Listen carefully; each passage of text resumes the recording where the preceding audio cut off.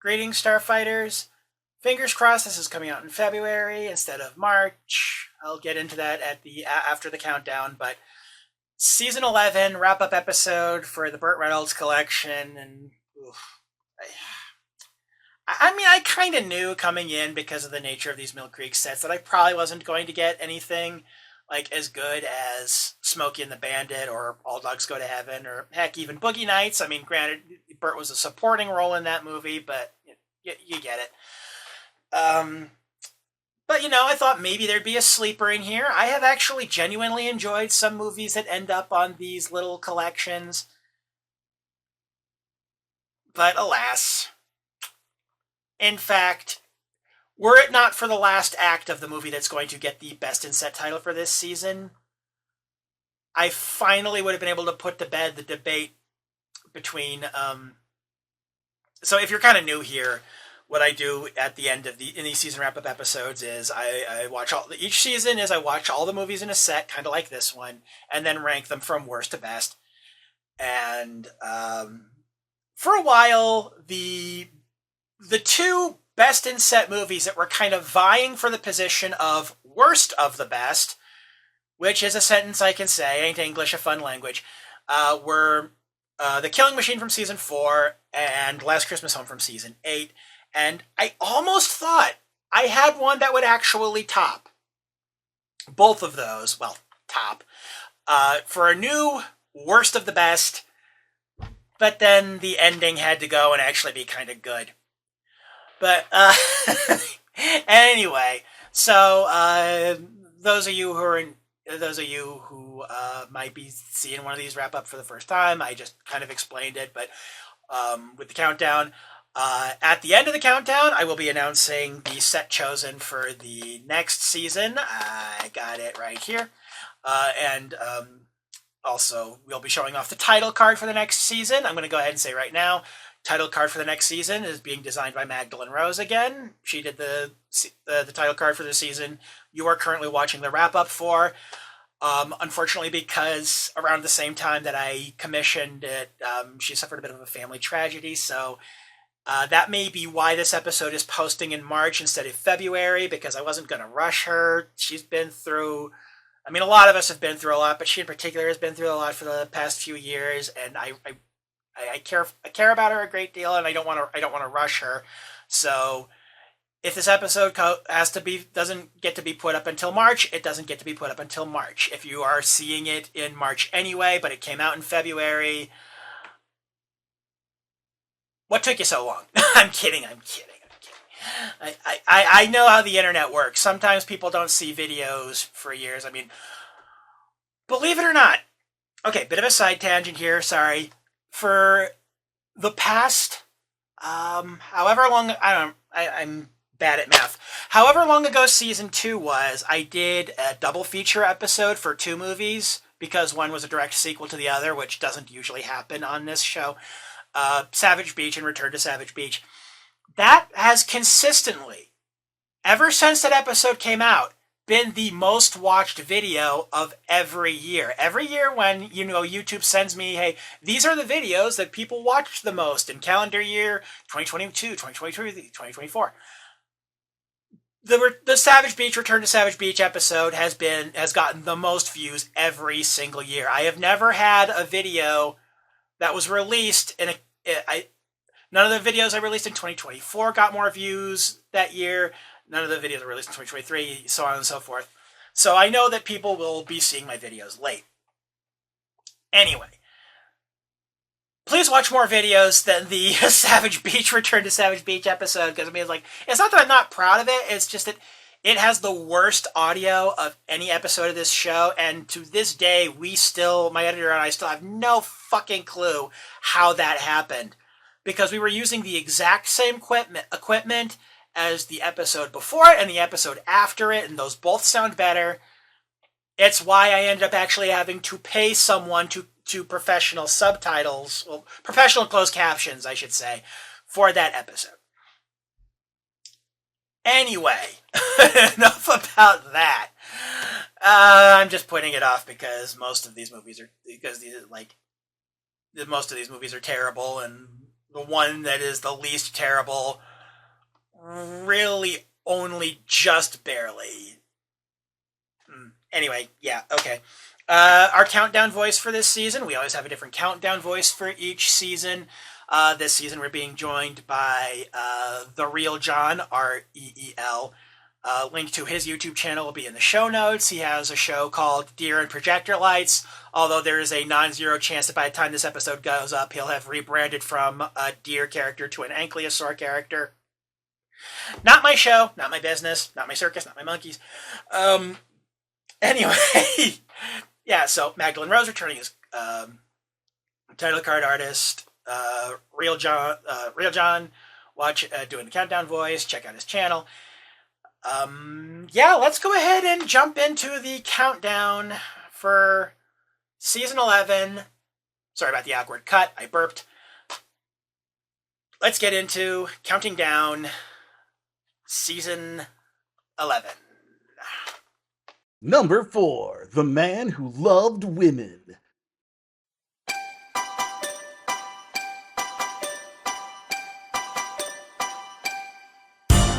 God fucking damn it, Dave. There goes the last shit that I ever gave.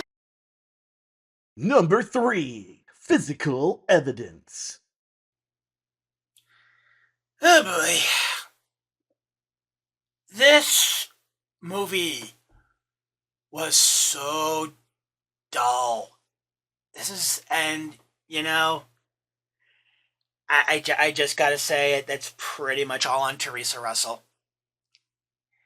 I mean, Burt wasn't doing his best in this one either, but Teresa Russell was the de facto lead of the movie, and she was just...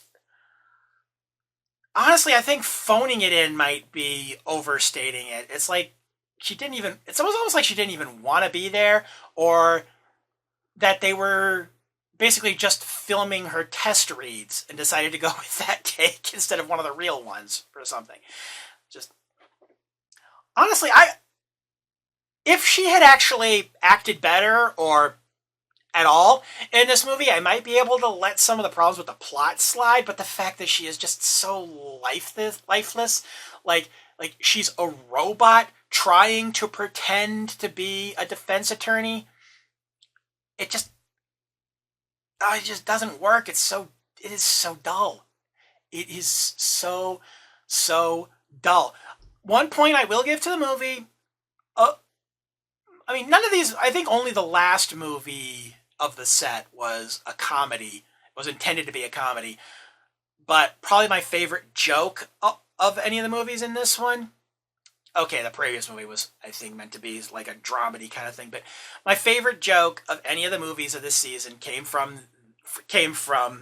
Physical Evidence, and it was when the detective is interrogating Burt Reynolds at his apartment, and he has that line about, it's like, that guy had a rap sheet longer than my dick, and Burt Reynolds just completely deadpan goes like, so you're saying he's never been arrested, huh? that was a good one. I'll give it that. Number 2, Shameless. You know, looking back, I think maybe I was a little too hard on this movie during my episode on it, but even allowing for that, it's still not good. The bad guy's plot is... Now that I think about it, it's not quite as convoluted as I thought it was, but it's still a bit of a mess. It does have some good one-liners from Burt, although unfortunately the one-liners only stand out more because of how, well, I hate to use the term phoned in again because I used it talking about the previous entry, but yeah, Burt doesn't really feel like he's completely there for this one.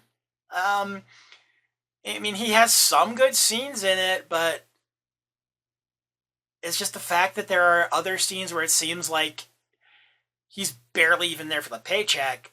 It's like a contractual obligation that it's like, I have to be here for this.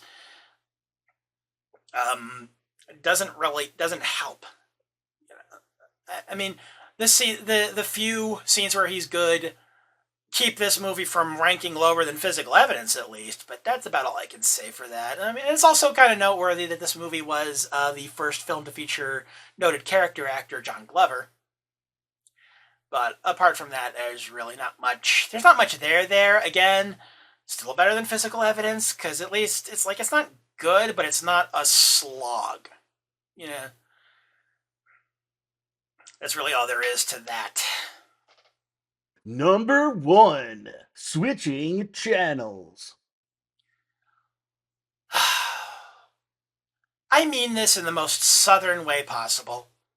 Bless your heart.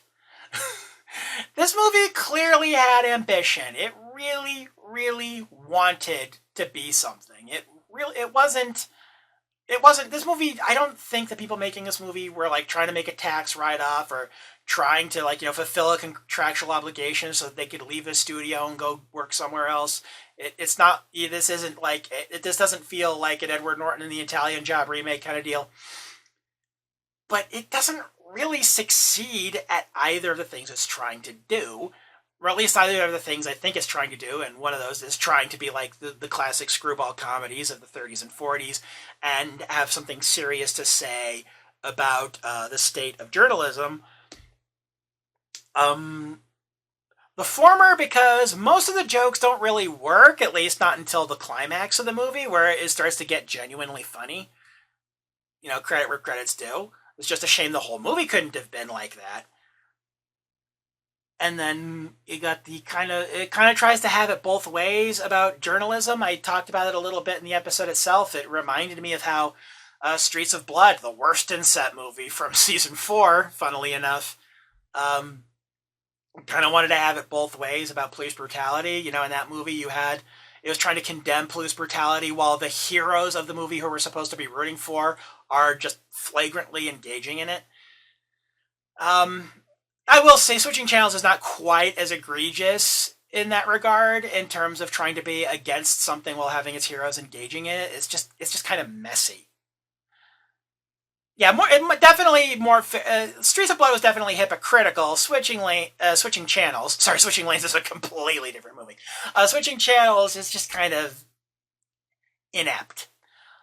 I mean, like I said, the ending works. Henry Gibson turned in a really good supporting role in this movie. I'll definitely give him that. But man, this movie was only just barely. I mean, given how much the mess this season was, it probably would have ended up being number 1 anyway.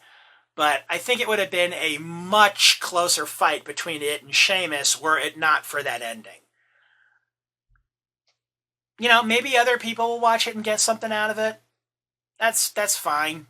I mean, no one should ever treat me as the be-all, end-all of movie opinions. For fuck's sake, I liked Southwind Tales, all right? But, yeah. All in all, gotta say, kind of a disappointing season all around. I mean, you get one movie that's offensively bad, 2 movies that are kind of boring bad, and then 1 movie that was just, it was almost good. Just missed it by that much. Anyway, glad that's over. But we are not done with actor sets, folks. Yes, it is that time to announce the season 12 set. Ladies and gentlemen, let's go back a little further in time to another Hollywood heartthrob. Ladies and gentlemen, Rock Hudson. Sorry about the awkward jump cut. Something else happened. Have fun. Stay safe. Bad news, I don't think Doris Day is actually in any of these. Hey Starfighters, real quick, everything you just saw was filmed before I got the rather unfortunate news that because Magdalene Rose has to move rather suddenly and all that on top of getting fucked over by an evil used car dealer, but I repeat myself, it was not a surprise to me at all when so many of the January 6th rioters turned out to be car dealers. Because of that, she's just not going to be able to do the season 12 title card. So, stepping in at the very last minute, and I deeply appreciate her for doing this, is a old friend from way back in the Channel Awesome days, but we've managed to keep in touch even after that website fell apart. Morgan Merrill There's going to be a link to her stuff in the show notes and everything. And I just I was so it was so close to I'm so sorry if anyone's disappointed that they're not going to be seeing Magdalene Rose's art again next season. But hopefully I can get her for season 13. Um, yeah, sorry about all that, guys. Yeah, but Morgan's great, and she really stepped up, and I really lucked out because it turns out that she's actually a big fan of the art style that I was looking for already. So I hardly had to give her any instructions at all. Just pretty basic stuff that was so helpful, especially because I really, really, really wanted this video to go up in March. So, you know, wish Magdalene Rose all the best.